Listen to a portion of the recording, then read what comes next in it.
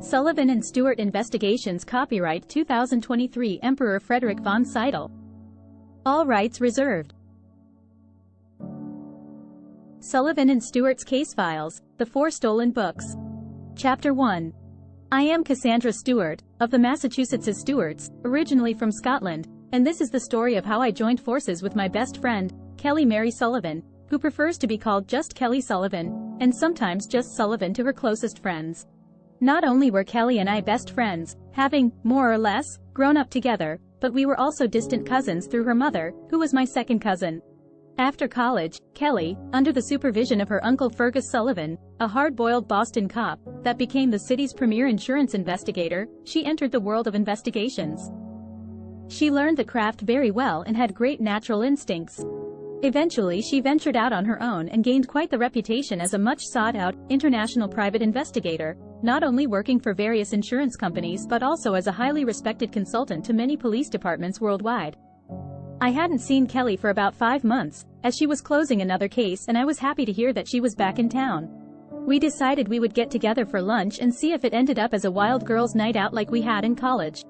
I did not know at the time that fate had other plans for us. The first case that I worked on with my dear friend Kelly Sullivan, the renowned international private investigator, was personal. The crime that was committed, the theft of 4 books, was of great significance to my family, as they were loaned out to the Pomeroy Museum in Boston and owned by my father, Harold Stuart. Kelly's father, Sean Sullivan Sr., is my father's best friend and the world's premier rare books authenticator. It was only natural that as Kelly and I grew up together, we became the closest of friends. On that fateful morning, I was at the mansion with my father as the rare books were being loaded onto an armored car. The books were the oldest and rarest volumes from the Stuart family library, including Latha na Ryrian na H. Alba and Liebhar Rig na Dam, as well as the 2 newest acquisitions, Liber Regis Ori and Ars Transmutatio. Kelly was not there, as I was to meet her for lunch in Boston later that day.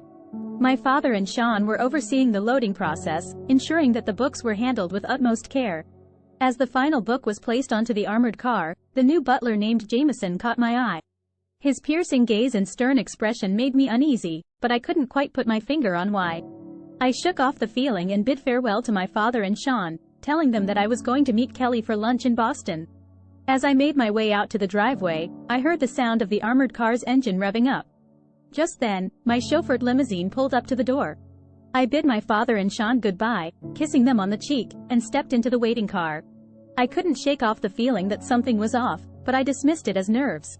As we drove away from the estate, I couldn't help but wonder what would happen next.